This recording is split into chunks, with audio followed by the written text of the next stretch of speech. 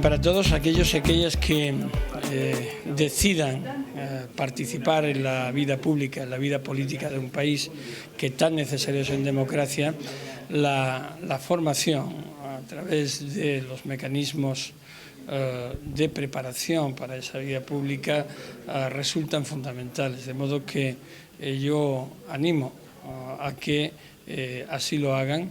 A través del Centro de Democracia y Comunidad se desarrolla.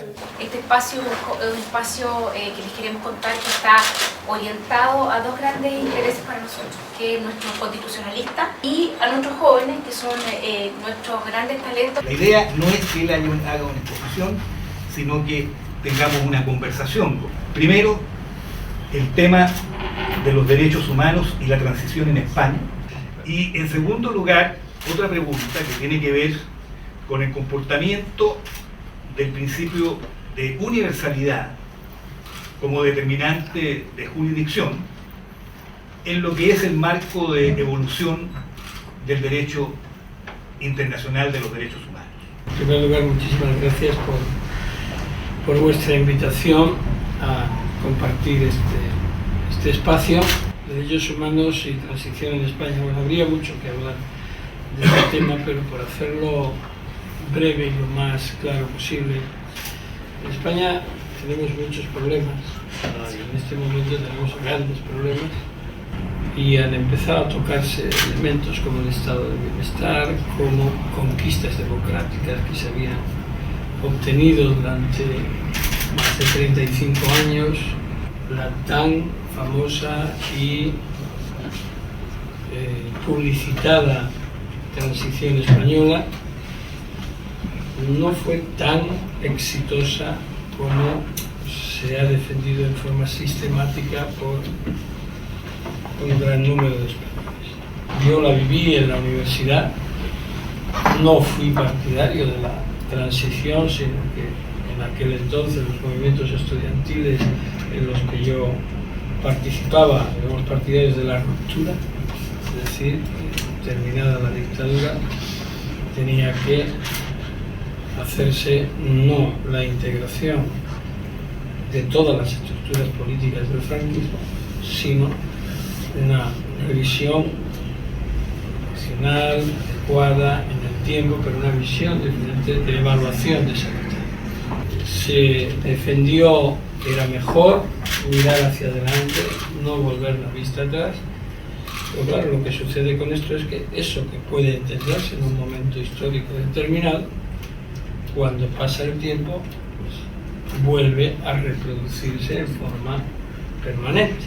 Entonces eso es difícil, 40 años de un sistema en el que casi 2-3 generaciones han pasado, pues marca mucho las relaciones entre unos y otros, marca el tipo de discurso, de modo que quizás todo esto, visto que según los líderes políticos, si se profundizaba podía reventar la situación incipiente de una democracia querida ya desde hace mucho tiempo, hizo que se pasara página o al menos se dijera dejémoslo estar, ya veremos después.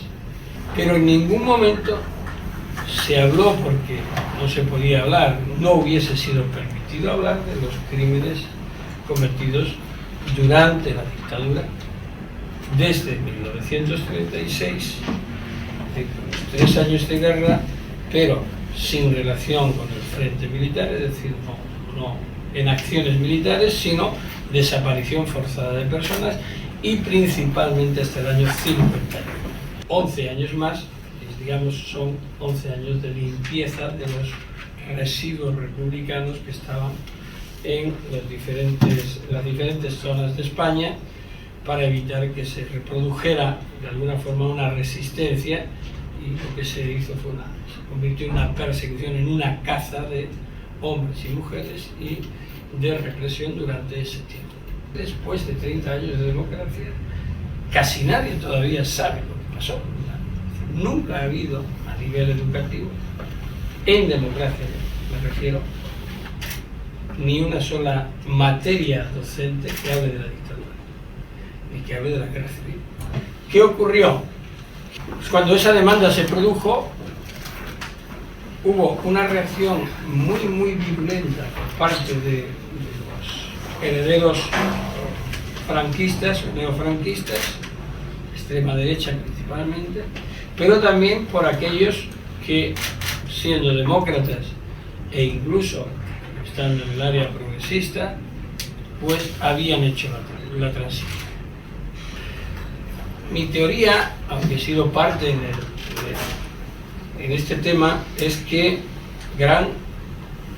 en gran medida, o en una medida importante, todo lo que está sucediendo en España ahora mismo tiene una clara relación con la mal resuelta transición y con no haber solucionado los temas que a partir del año 2006 se manifestaron en este ámbito.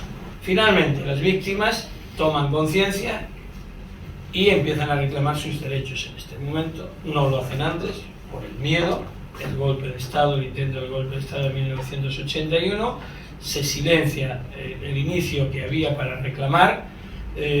Año 2000 empiezan las primeras exhumaciones, sin apoyo de ningún tipo del Estado. Todos los organismos internacionales dicen que tenemos que investigar esos hechos, que hay que dar una solución, una respuesta a las víctimas. España no lo va a hacer, el Tribunal Supremo ha dicho no, estamos pendientes de que el Tribunal Europeo se pronuncie sobre el fondo, tampoco lo ha hecho hasta la fecha, y por tanto es un capítulo que queda irresuelto. Hemos sido pioneros a la hora de aplicar el principio de jurisdicción universal a otras violaciones sistemáticas de derechos humanos, el caso Pinochet, el caso de las juntas militares argentinas, el caso de El Salvador, el caso de Guatemala, en otro nivel pero también todavía en Sáhara, China, con Tíbet, Guantánamo incluso, aunque ahí hay víctimas españolas también actuales. Pero cuando llegó el momento de aplicarnos la misma medicina y interpretando las mismas normas, se desataron todos los demonios y ocurrió lo que sucedió. La vergüenza nacional, pues sí, desde mi punto de vista, y lo digo muy claro y se lo he dicho a los responsables, que haya tenido que ser en el juicio al juez el único lugar donde las víctimas del franquismo han podido expresar su testimonio ante un juez, es muy fuerte. No había ni un solo documento, ni una sola lista de desaparecidos, nada, absolutamente nada, ni en el ejército, ni en la armada, ni en el Ministerio del Interior, ni en ningún sitio. Solo el primer listado oficial de desaparecidos que se hace, lo hacen las víctimas a requerimiento del juez, y la cifra en 114.000. Nunca se ha pedido perdón en España por esos hechos, jamás. Yo le quería hacer la siguiente consulta. Hace un par de semanas atrás, un grupo de abogados ligados al tema de los derechos humanos presentaron una querella contra los responsables del golpe de Estado. La existencia de grupos civiles que desde muy temprano, desde que el presidente Allende prácticamente fue elegido, empezaron a conspirar en su visión, pensando en otras situaciones equivalentes. ¿Puede hablarse de un derecho de las comunidades a hacer ese tipo de enjuiciamiento? Pues es un tema bien interesante, jurídicamente complejo, que es establecer hasta dónde en una acción criminal llega la responsabilidad. Cuando yo estuve estudiando o llevaba la tramitación del caso Pinochet, yo hice una investigación basándome en documentos desclasificados y la documentación que había en testimonios y demás, y conseguimos hacernos incluso con las órdenes de pago de material previo al golpe en determinadas unidades y centros del ejército que después inmediatamente fueron utilizados como instrumentos de tortura y demás. Entonces, aludo a ese plan previo de preparación, no solo del golpe, sino del plan sistemático de actuación en contra de las víctimas en forma selectiva.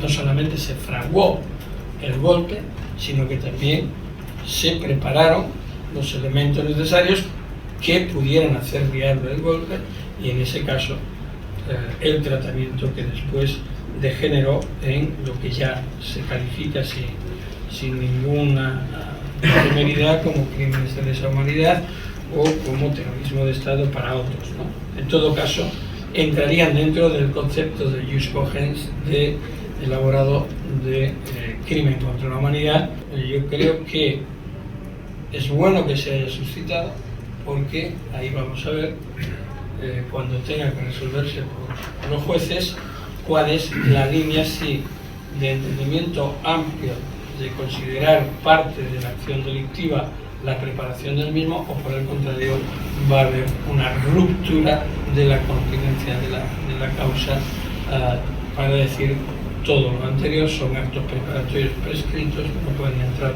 en la figura, o por el contrario no se pueden extinguir porque había un plan previo que de no haber existido no habría producido todos los hechos posteriores, y en esa producción ese concierto previo para delinquir y esa financiación determinan lo que sucedió después. Quiero pedirte que a lo mejor hagas una remirada de lo que has sentido estos días, estos 2 días, 3 días, que has podido recibir la gratitud del pueblo chileno por lo que ha sido tu trayectoria, tu testimonio. Lo has podido comprobar en las conversaciones profundas que has podido tener con los 3 expresidentes de la República de Chile, el presidente Eudra, el presidente Lagos y el presidente Frey. Y que eso, ¿de qué manera podrías tú transformarlo en un pequeño mensaje desde ya no del jurista, sino que el hombre comprometido con principios y valores inmanentes, a estos jóvenes que optan por la herramienta del derecho y por la herramienta de la política para intentar construir un mundo mejor? Yo me acuerdo en una conversación, de las 2 conversaciones que he tenido con el Dalai Lama, es una experiencia absolutamente impactante, ¿no? Me preguntaba, le digo, Santidad, ¿cuál es la razón por la que tanta gente quiere hacerse budista en el mundo? Y decía, no, a mí me da mucho miedo eso. Dice, yo no quiero que nadie se convierta al budismo, cada uno que responda a su religión. Y hay muchos budistas y no queremos que haya más budistas, ¿eh? Por tanto, les decía, cada uno que haga lo que debe de hacer y que se entregue de tal forma a sus creencias que con eso llega exactamente a donde quiere el budismo que se llegue. Hay mucha gente que está desencantada de la política. La política es mala, la política es mecanismo para el triunfo, pase lo que pase, es un mecanismo para enriquecerse. Por eso, siempre cuando hablo de la política, y eso distingo que no es en absoluto mala la política, porque forma parte del compromiso público, y no es malo hablar de política. Cuando me dicen, ayer creo que me preguntaron que si un juez tiene que ser neutro. Digo, no soy neutro, es el detergente a veces el desodorante que te pones porque te salen ampollas sin alcohol, neutro, algo de eso. Pero una persona no puede ser neutra. Desempeñe la profesión que desempeñe. Tiene que ser todo lo contrario. Entonces, convicción, compromiso, defensa de lo público, aunque no desarrolles tu actividad, sino que en cualquier caso la sociedad es un conjunto de valores que tienen que ser defendidos desde cualquier punto de vista.